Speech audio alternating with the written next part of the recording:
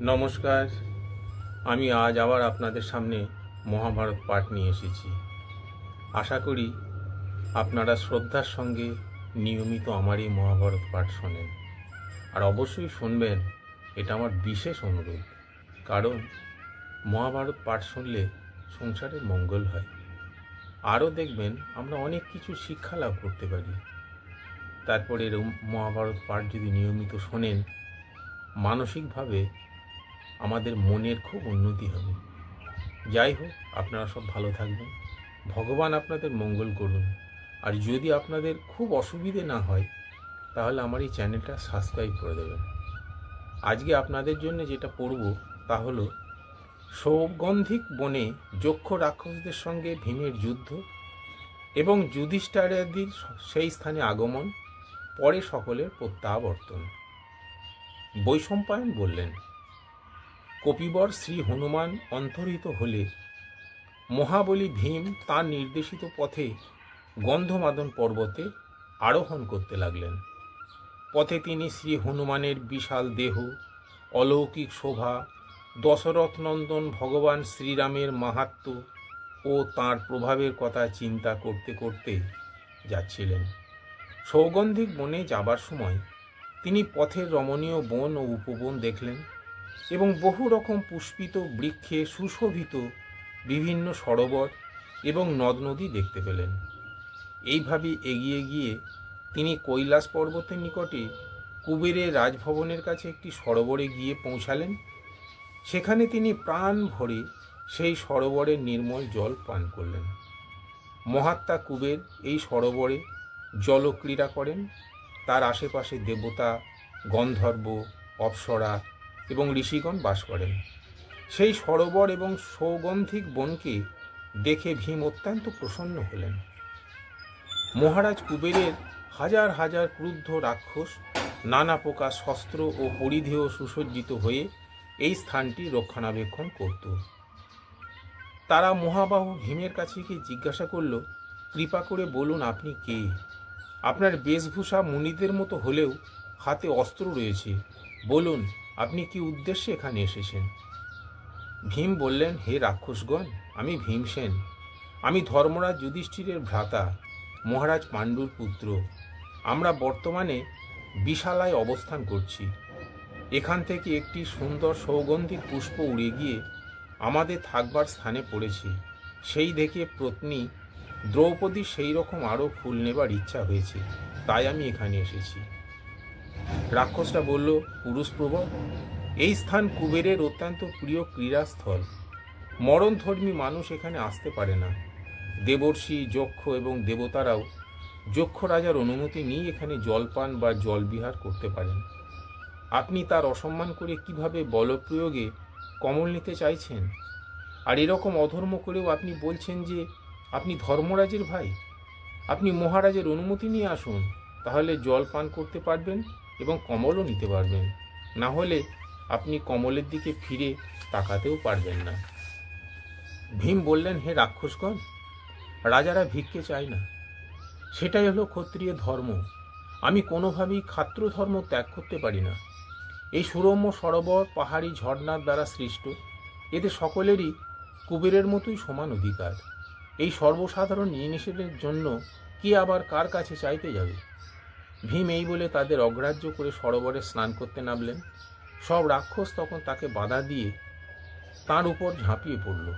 ভীম তাঁর যমদণ্ডের মতো সুবর্ণ মণ্ডিত ভারী গদা তুলে দাঁড়াও দাঁড়াও বলে আক্রমণ করলেন। তাতে রাক্ষসদের রাগ আরও বেড়ে গেল।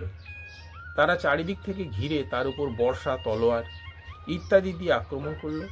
মহাত্মা ভীম তাদের সব প্রচেষ্টা বিফল করে তাদের অস্ত্রশস্ত্র খণ্ড বিখণ্ড করে সরোবরের ধারে বহু বীরের প্রাণ নাশ করলেন।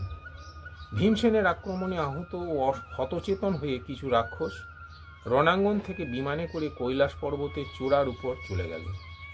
তারা যক্ষরাজ কুবেরের কাছে গিয়ে ভয়ে কাঁপতে কাঁপতে ভীমসেনের বল ও পরাক্রমের বর্ণনা দিল। এদিকে ভীম সুগন্ধি রমণীয় কমল চয়ন করতে লাগলেন। রাক্ষসদের কথা শুনে কুবের হেসে বললেন, আমি এ খবর জানি। ভীম দ্রৌপদীর জন্য যত খুশি ফুল নিয়ে যাক, তখন রাক্ষসরা শান্ত হয়ে ভীমসেনের কাছে এলো। এদিকে বদ্রিকাশ্রমে ভীমসেনের যুদ্ধের খবর দিতে অত্যন্ত বেগবান, তীক্ষ্ণ এবং ধূলিময় বায়ু প্রবাহিত হতে লাগল। বারংবার গর্জনধ্বনি সহ উল্কাপাত হতে লাগল। তাই দেখে সবার হৃদয়ে ভয় উৎপন্ন হলো। ধুলায় সূর্যের তেজ কমে গেল, পৃথিবী কম্পমান হলো, আকাশ রক্তবর্ণ হয়ে গেল, পশুপক্ষী কোলাহল করতে লাগলো, চতুর্দিকে অন্ধকার ঘনিয়ে এলো, চোখে আর কিছুই দেখা যায় না। এসব ছাড়াও সেখানে আরও নানা উৎপাত দেখা গেল।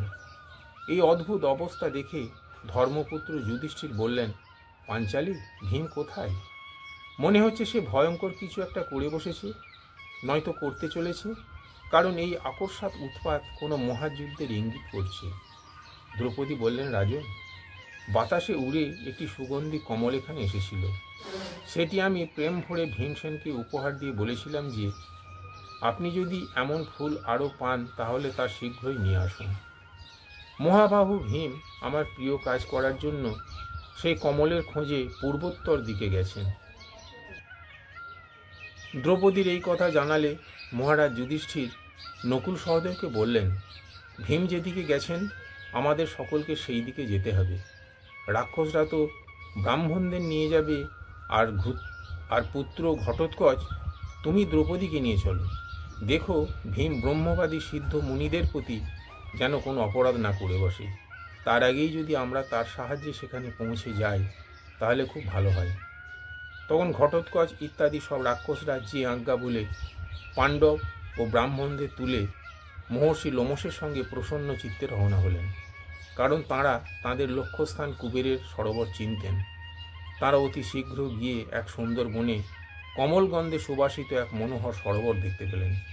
সরোবরের তীরে পরম তেজস্বী ভীমসেনকে দেখতে পেলেন। তার আশেপাশে বহু মৃত যক্ষের দেহ দেখতে পেলেন। ভীমকে দেখে ধর্মরাজ যুধিষ্ঠির তাকে বারংবার আলিঙ্গন করতে লাগলেন এবং মিষ্ট স্বরে জিজ্ঞাসা করলেন, কুন্তী নন্দন, এ তুমি কি করেছ? এর দ্বারা তুমি দেবতাদের অপ্রিয় হয়েছ। যদি তুমি আমার ভালো চাও তাহলে এমন কাজ আর করো না।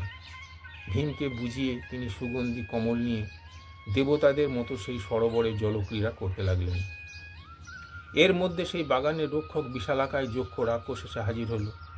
তার ধর্মরাজ নকুল সহদেব, মহর্ষি লোমস ও অন্যান্য ব্রাহ্মণদের দেখে মাথা নত করে বিনয়ের সঙ্গে প্রণাম জানালো।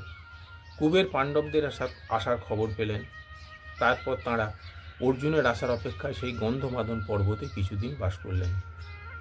সেখানে থাকার সময় একদিন দ্রৌপদী ভ্রাতাগণ এবং ব্রাহ্মণদের সঙ্গে আলোচনার কালে ধর্মরাজ যুধিষ্ঠির বললেন, যেখানে আগে দেবতা ও মুনি ঋষিরা নিবাস করতেন এবং তেমনই নানা পবিত্র কল্যাণকর তীর্থ এবং মনমোহকর বন উপবন আমরা দর্শন করেছি। সেই সঙ্গে নানা আশ্রমে বহু শুভ আলোচনা করেছি, ব্রাহ্মণদের সঙ্গে তীর্থ স্নান করেছি, পুষ্পাদি ও ফলমূল দিয়ে দেবতা ও পিতৃপুরুষে তর্পণ করেছি।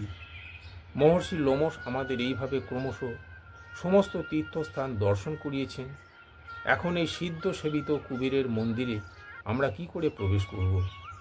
ধর্মরাজ যুধিষ্ঠির যখন এই কথা বলছিলেন সেই সময় তিনি দৈববাণী শুনতে পেলেন, এখান থেকে তোমরা আর এগোতে পারবে না। এই পথ অত্যন্ত দুর্গম।